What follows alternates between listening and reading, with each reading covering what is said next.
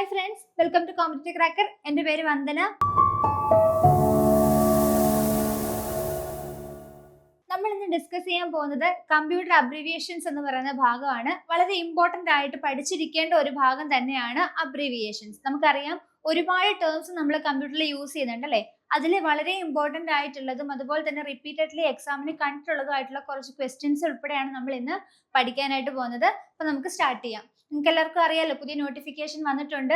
3 പോസ്റ്റുകളിലേക്കാണ് നമുക്ക് ഇത്തവണ PSC വിജ്ഞാപനം വന്നിട്ടുണ്ടായിരുന്നു. അപ്പൊ എല്ലാവരും അപ്ലൈ ചെയ്തിട്ടുണ്ടാവും എന്നാണ് ഞാൻ കരുതുന്നത്. സോ അപ്പം ഇപ്പൊ തന്നെ നിങ്ങൾ എന്ത് ചെയ്യുക, ഇതിനുള്ള പ്രിപ്പറേഷൻസ് സ്റ്റാർട്ട് ചെയ്യുക. നമുക്ക് ഇനി വരുന്ന എക്സാം ഒക്ടോബറിലേക്കായിരിക്കും നമുക്ക് എക്സാം നടക്കാൻ പോകുന്നത്. സോ ആ ഒരു എക്സാമിന് വേണ്ടിയിട്ട് നമ്മൾ ഇപ്പോഴേ പ്രിപ്പറേഷൻസ് സ്റ്റാർട്ട് ചെയ്ത് കഴിഞ്ഞാൽ ഉറപ്പായിട്ടും നമുക്ക് റാങ്ക് ലിസ്റ്റിൽ കയറാനായിട്ട് സാധിക്കും. സോ അപ്പം നമുക്ക് ഒട്ടും വെയിറ്റ് ചെയ്യേണ്ട, ക്വസ്റ്റ്യൻസിലേക്ക് പോവാം. എന്താണ് ചോദ്യത്തിൽ പറയുന്നത്? Full form of URL is.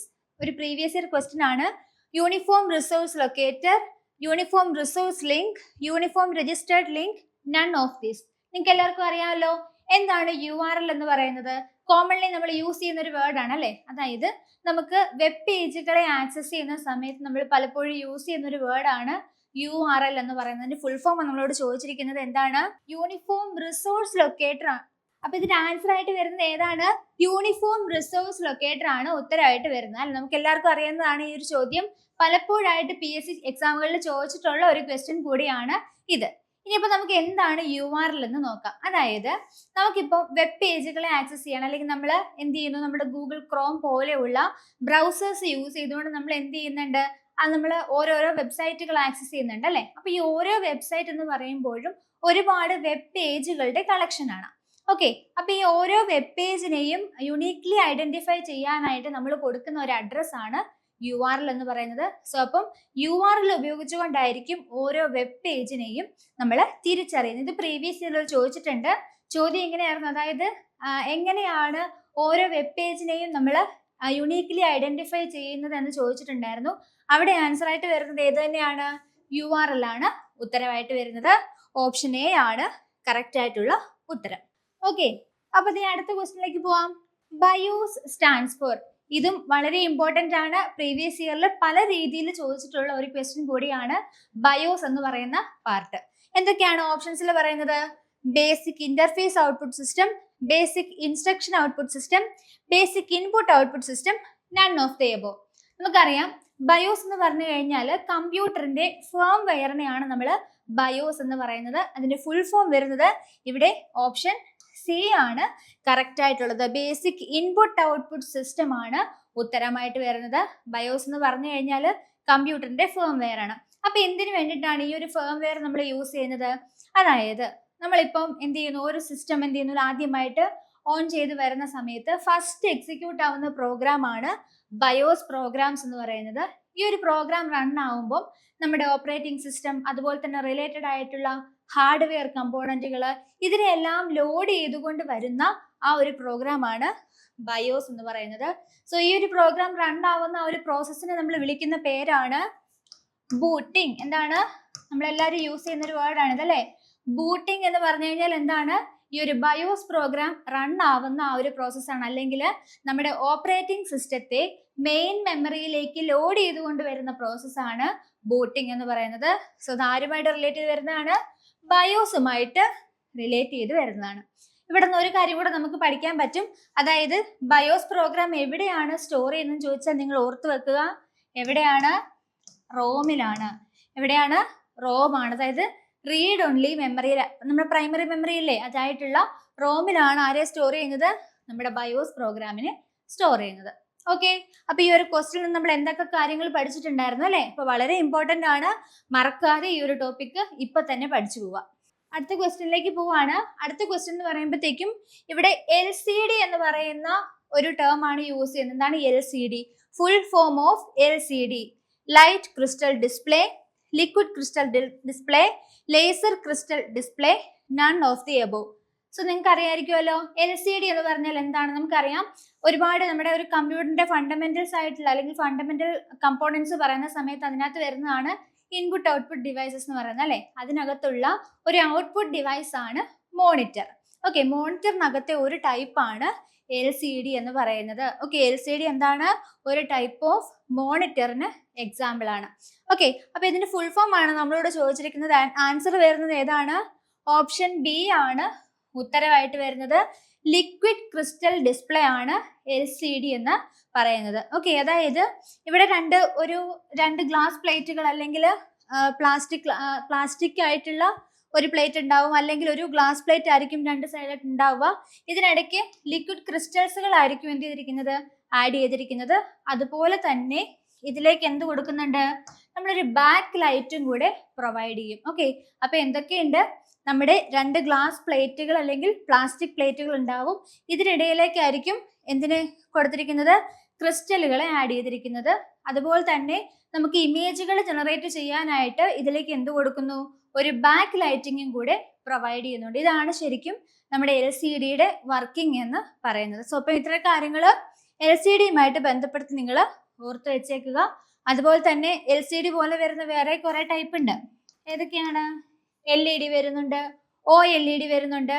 ഇവർക്കും മുമ്പേ ഉള്ള ഒരാളാണ് CRT എന്ന് പറയുന്നത്. ഓക്കെ, അപ്പൊ ഇതിനെ കുറിച്ചൊക്കെ നമുക്ക് ഡീറ്റെയിൽ ആയിട്ട് പറയാം. സോ അപ്പൊ ഇവിടെ നമുക്ക് ആൻസർ വരുന്നത് ഓപ്ഷൻ ബി ആണ്. ലിക്വിഡ് ക്രിസ്റ്റൽ ഡിസ്പ്ലേ ആണ് ഉത്തരവായിട്ട് വരുന്നത്. ഓക്കെ, അടുത്ത ക്വസ്റ്റ്യൻ. അപ്പൊ അത് നിങ്ങൾക്ക് മനസ്സിലായോ? PSCയിൽ ഇതുപോലെയുള്ള ചോദ്യങ്ങൾ നിരന്തരമായിട്ട് ചോദിച്ച് കാണാറുള്ളതാണ്. സോ അപ്പൊ അതുകൊണ്ട് നമുക്ക് ഇനി കുറെ അധികം അബ്രീവിയേഷൻസിനെ കുറിച്ച് പരിചയപ്പെടാം. ഉറപ്പായിട്ടും മറക്കാതെ നിങ്ങൾ പഠിച്ചിട്ട് പോവുക. ഓക്കെ, അപ്പൊ നമുക്ക് ഓരോന്നോരോന്നായിട്ട് നോക്കാം. ഒന്നാമത്തെയാണ് CPU അല്ലെ. CPU എന്താണ്? സെൻട്രൽ പ്രോസസ്സിംഗ് യൂണിറ്റ് ആണ് അല്ലെ. നമ്മുടെ കമ്പ്യൂട്ടറിന്റെ ഫങ്ഷണൽ യൂണിറ്റുകളിൽ ഏറ്റവും ഇമ്പോർട്ടന്റ് ആയിട്ടുള്ള ഒരു പാർട്ടാണ് CPU എന്ന് പറയുന്നത്. കമ്പ്യൂട്ടറിന്റെ ബ്രെയിൻ എന്ന് പറയുന്നത് ഏതാണ്? CPU ആണ്. ഓക്കെ, ഇനി ALU എന്താണ്? അരിത്തമെറ്റിക് ആൻഡ് ലോജിക് യൂണിറ്റ് ആണ് ALU എന്ന് പറയുന്നത്. CPUവിന്റെ ഏറ്റവും മേജർ ആയിട്ടുള്ള ഒരു കമ്പോണന്റ് ആണ് ALU. ഓക്കെ, എല്ലാ അരിത്തമെറ്റിക് ലോജിക് ഓപ്പറേഷൻസും ചെയ്തു തരുന്നത് ഈ ഒരു ALU ആയിരിക്കും. ഓക്കെ, പിന്നെ വരുന്നതാണ് CU അല്ലെങ്കിൽ കൺട്രോൾ യൂണിറ്റ് എന്ന് പറയും. കൺട്രോൾ യൂണിറ്റ് എന്ന് പറഞ്ഞാൽ എന്താ ചെയ്യുന്നത്, അതായത് നമ്മളുടെ പ്രൊസസ്സറിനകത്തേക്കും പ്രൊസസ്സറിന് പുറത്തേക്കും പോകുന്ന ഡേറ്റയുടെ ഫ്ലോ കൺട്രോൾ ചെയ്യാനുള്ള ഒരു കമ്പോണന്റ് ആണ് CU അല്ലെങ്കിൽ കൺട്രോൾ യൂണിറ്റ് എന്ന് പറയുന്നത്. ഓക്കെ, ഇതുപോലെയുള്ള ബേസിക് ആയിട്ടുള്ള ക്വസ്റ്റ്യൻസ് ആണ് ഈ ഒരു ഭാഗത്ത് നിങ്ങളോട് ചോദിക്കാറുള്ളത്. അതുപോലെ തന്നെ മറക്കാതെ പഠിച്ചു പോവേണ്ട ഒരു ഏരിയ കൂടിയാണ് അബ്രീവിയേഷൻസ് എന്ന് പറയുന്നത്. ഓക്കെ, അടുത്താണ് UPS. എന്താണ് UPS? അൺഇന്ററപ്റ്റബിൾ power supply. അതായത് എപ്പോഴെങ്കിലും ഒരു പവർ സപ്ലൈ നഷ്ടപ്പെട്ട് കഴിഞ്ഞാൽ എന്താണ്, ഒരു ഇമ്മീഡിയറ്റ് ആയിട്ടുള്ള ഒരു സപ്പോർട്ട് കൊടുക്കാൻ അല്ലെങ്കിൽ ഒരു പവർ സപ്ലൈ കൊടുക്കാനായിട്ടുള്ള ഒരു ഡിവൈസ് ആണ് UPS എന്ന് പറയുന്നത്. ഓക്കെ, അതായത് എപ്പോഴെങ്കിലും ഒരു ഇന്ററപ്ഷൻ വരികയാണ്, പവർ സപ്ലൈ നഷ്ടപ്പെട്ടു പോവുകയാണെങ്കിൽ ഒരു താൽക്കാലികമായിട്ടുള്ള ഒരു സപ്പോർട്ട് കൊടുക്കാനായിട്ടാണ് നമ്മൾ UPSനെ യൂസ് ചെയ്യുന്നത്. ഓക്കെ, അപ്പൊ ഇതൊക്കെ നമ്മൾ കമ്പോണൻസുമായിട്ട് ബന്ധപ്പെടുത്തിയാണ് പഠിച്ചിട്ടുള്ളത്. അടുത്തതാണ് HDD. എന്താണ് HDD എന്ന് പറഞ്ഞാൽ? ഹാർഡ് ഡിസ്ക് ഡ്രൈവ് ആണ്. പിന്നെ SSD ആണ്, സോളിഡ് സ്റ്റേറ്റ് ഡ്രൈവ്. ഇവർ രണ്ടുപേരും ഏതിനകത്ത് വരുന്നതാണ്? നമ്മുടെ സെക്കൻഡറി സ്റ്റോറേജ് ഡിവൈസസുമായിട്ട് ബന്ധപ്പെടുത്തി വരുന്ന രണ്ട് കമ്പോണന്റ് ആണ്. സോ നോക്കി, അടുത്തത് ഏതാണ്? റാം ആണ്.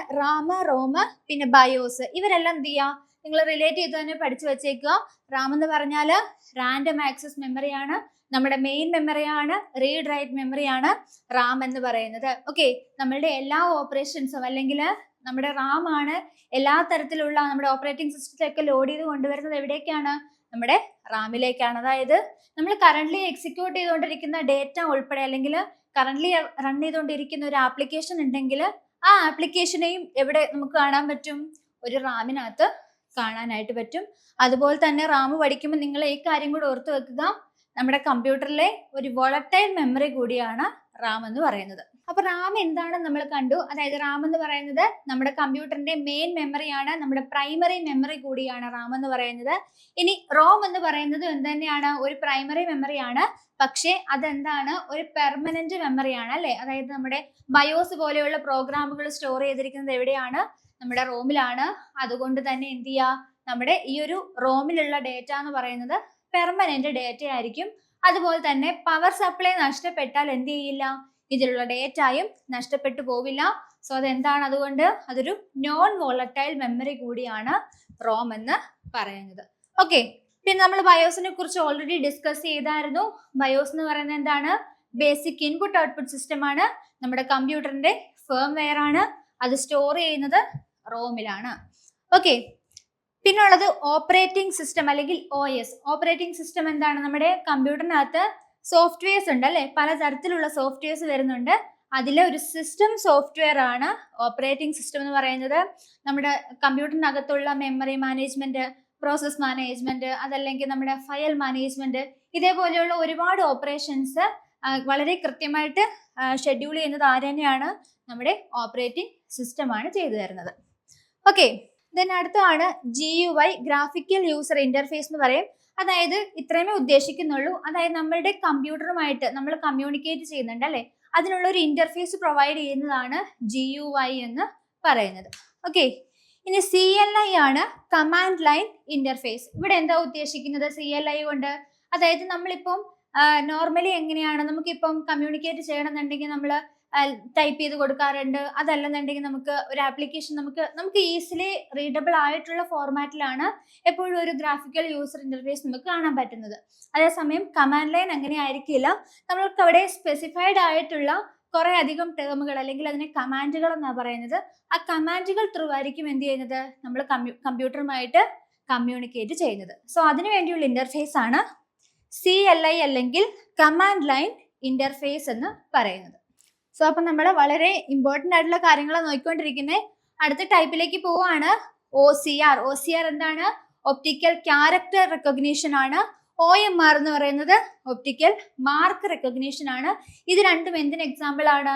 നമ്മുടെ റെക്കഗ്നീഷൻ ടെക്നോളജി ആയിട്ടുള്ള അതിനുള്ള ഒരു എക്സാമ്പിൾ ആയിട്ട് നിങ്ങൾ ഇതിനെ പഠിച്ചു വെക്കുക. അതുപോലെ തന്നെ MICR എന്ത് തന്നെയാണ്? മാഗ്നറ്റിക് ഇങ്ക് ക്യാരക്ടർ റെക്കഗ്നീഷൻ ആണ്.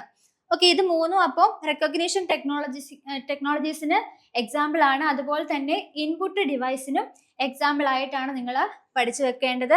OCR എന്ന് പറയുമ്പോഴത്തേക്കും എന്താണ്? നമ്മളുടെ കയ്യിലുള്ള ഒരു പ്രിന്റഡ് ടെക്സ്റ്റിനെ എന്ത് ചെയ്യാനാണ്?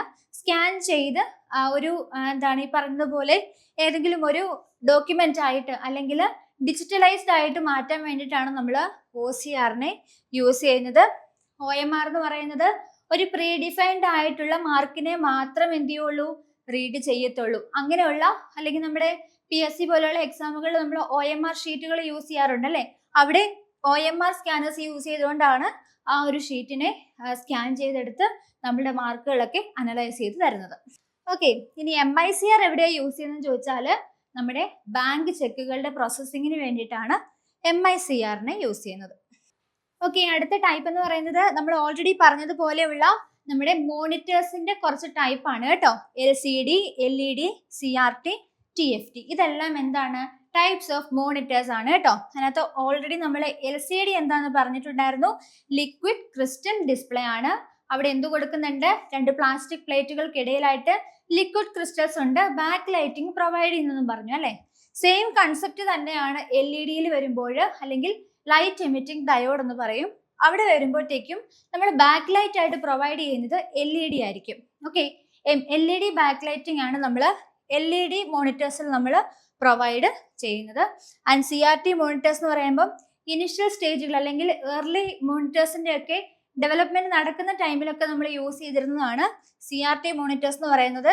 കമ്പയർഡ് ടു LED, LCD ഒക്കെ വെച്ച് നോക്കുമ്പോൾ അത് കുറച്ചും കൂടെ ബൾക്കി ആയിട്ടുള്ള ഒരു ടൈപ്പ് ഓഫ് കമ്പ്യൂട്ടർ ആണ് CRT അല്ലെങ്കിൽ കാഥോഡ് റേ ട്യൂബ് മോണിറ്റേഴ്സ് എന്ന് പറയുന്നത്.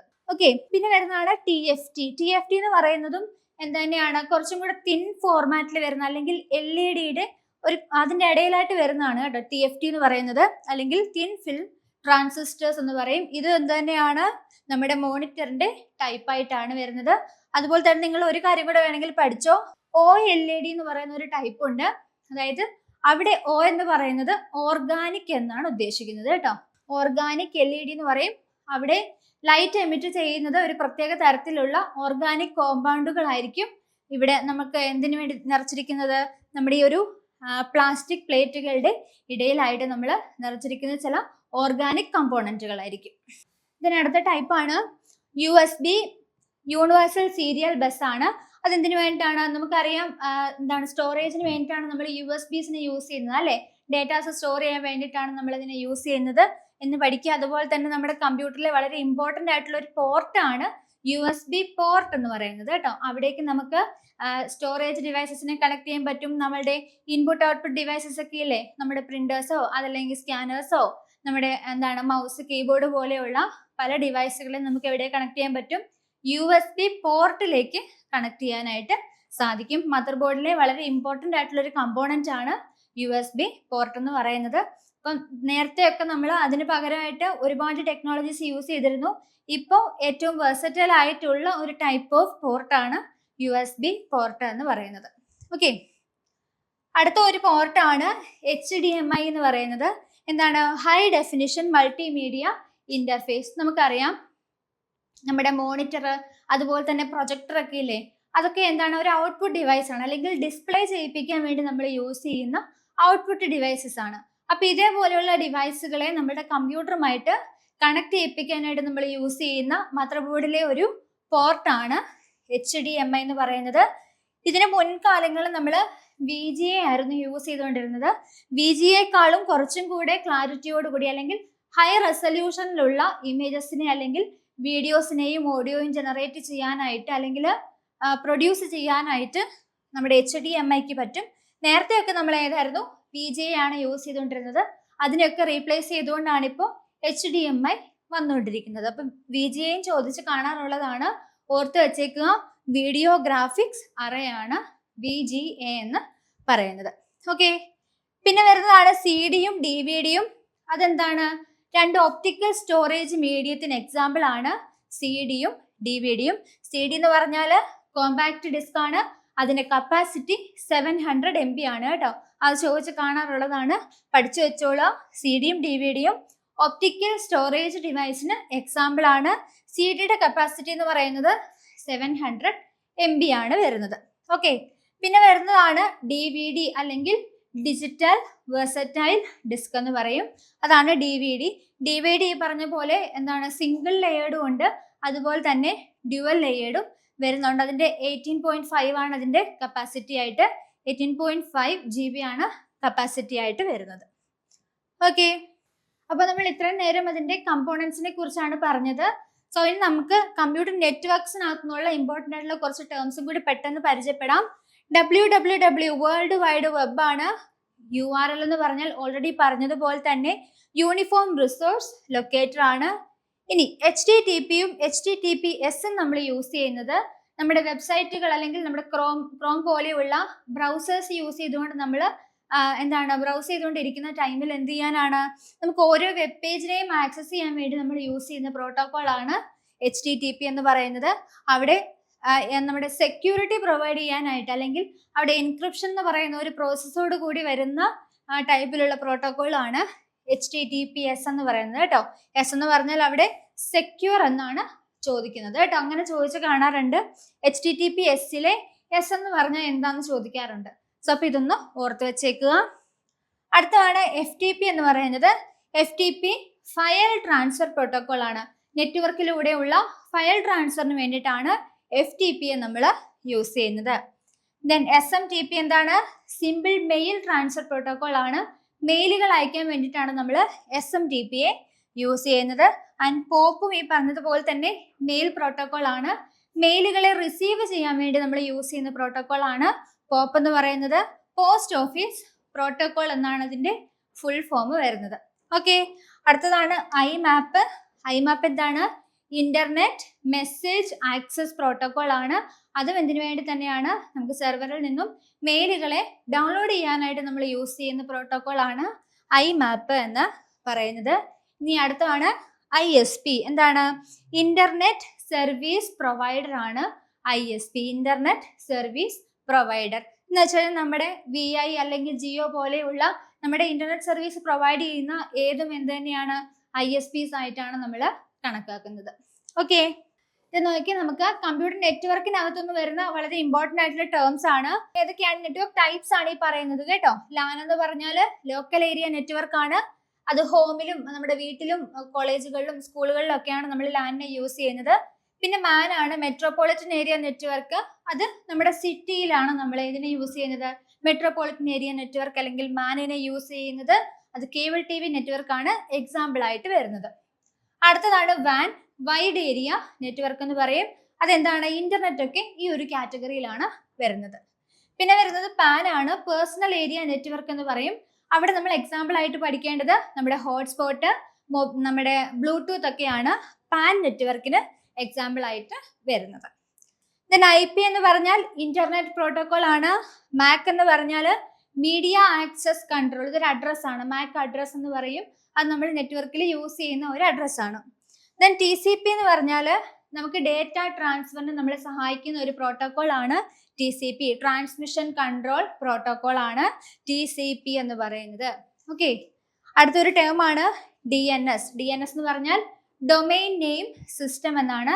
അത് ചെയ്യുന്നത് എന്താണ്, നമ്മളുടെ ഓരോ വെബ്സൈറ്റിനും ഉള്ള അല്ലെങ്കിൽ നമ്മളുടെ ഡൊമൈൻ നെയിമുകൾക്ക് കറസ്പോണ്ടിങ് ആയിട്ടുള്ള IP അഡ്രസ്സുകൾ ഡിറൈവ് ചെയ്യാനായിട്ടാണ് നമ്മൾ DNSനെ യൂസ് ചെയ്യുന്നത്. ഓക്കെ, ഇതിനടുത്താണ് NIC, നെറ്റ്വർക്ക് ഇന്റർഫേസ് കാർഡ് ആണ്.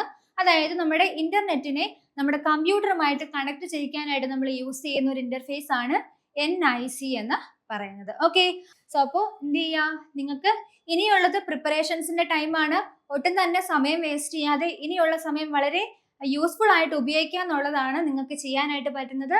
സോ അപ്പോൾ CCയിലെ ടൈപ്പിസ്റ്റിന്റെ പുതിയ ബാച്ച് സ്റ്റാർട്ട് ചെയ്തിട്ടുണ്ട്. സോ അപ്പോൾ ടൈപ്പിസ്റ്റിന്റെ ബാച്ചിലേക്ക് ജോയിൻ ചെയ്യാൻ ആഗ്രഹിക്കുന്നവർ എത്രയും വേഗം ഈ കാണുന്ന നമ്പറിലേക്ക് കോൺടാക്ട് ചെയ്യുക. അതുപോലെ തന്നെ നമ്മുടെ വീഡിയോസിന്റെ അപ്ഡേറ്റ്സ് അറിയാനായിട്ട് ചാനൽ ഇപ്പോൾ തന്നെ ഫോളോ ചെയ്തോളൂ. താങ്ക്